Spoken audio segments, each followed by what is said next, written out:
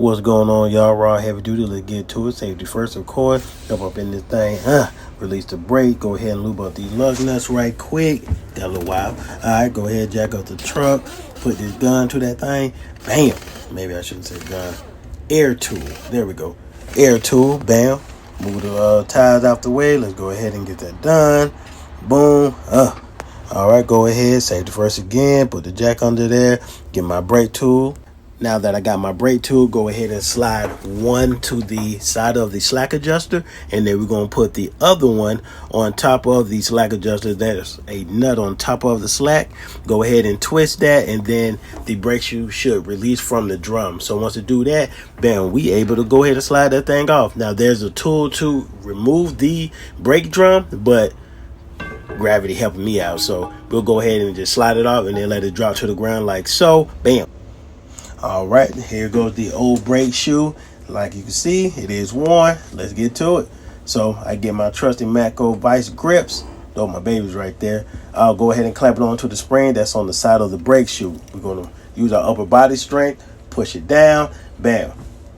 Gonna come straight off. Now we're gonna go ahead and grab our Matco pry bar, and then we're gonna press up on it and then press down, and it should come straight off. And then we're gonna go ahead, boop, boop. Knock the rollers on out. We got a new brake shoe that should come with a kit and a yellow bag. Yep, that's it. Going to open it up. There's a pin that we got to put into each brake shoe, and so we're going to hammer that down. Sometimes I can give you problems. I guarantee you. Look, I'm about to run into the problem right now. I don't know. Sometimes it go in, sometimes it don't. Cool, no problem. Maybe 2 times the charm. Yes, sir. So all right, so man, it's in there. Go ahead and get the roller. Put it onto the clip.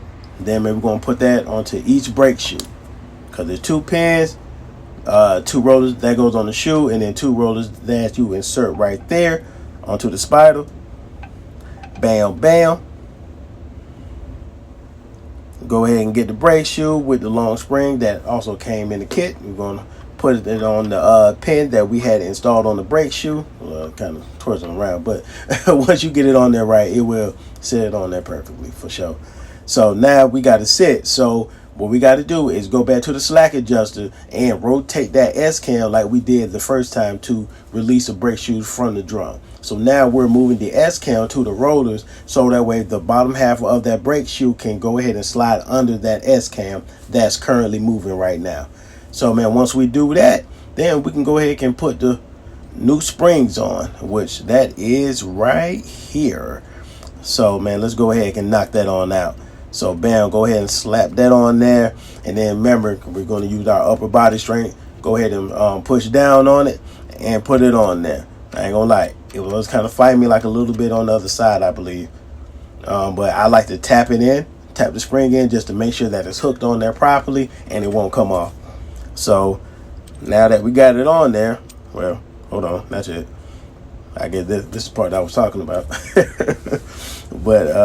but definitely once it's on there, we're gonna go ahead and, yeah, there you go. So now this is the tool that I mentioned about using to remove the brake drum and also putting it back on. This would definitely save your back, especially when you got to lift it up. You don't want to play with that at all.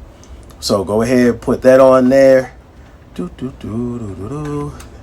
Then once you do so, see, I got it up there good enough to where I could just lift up just a tad bit, just to align it with the stud, and then slide it onto the hole, because you already know, and your boy know where the hole is. You feel me? So go ahead and slide that on there. So cool. So now, man, we just gotta slap the tires on. And once the tire's on, don't forget to torque it down. It wasn't shown in the video, but I definitely did do it. Torque it down.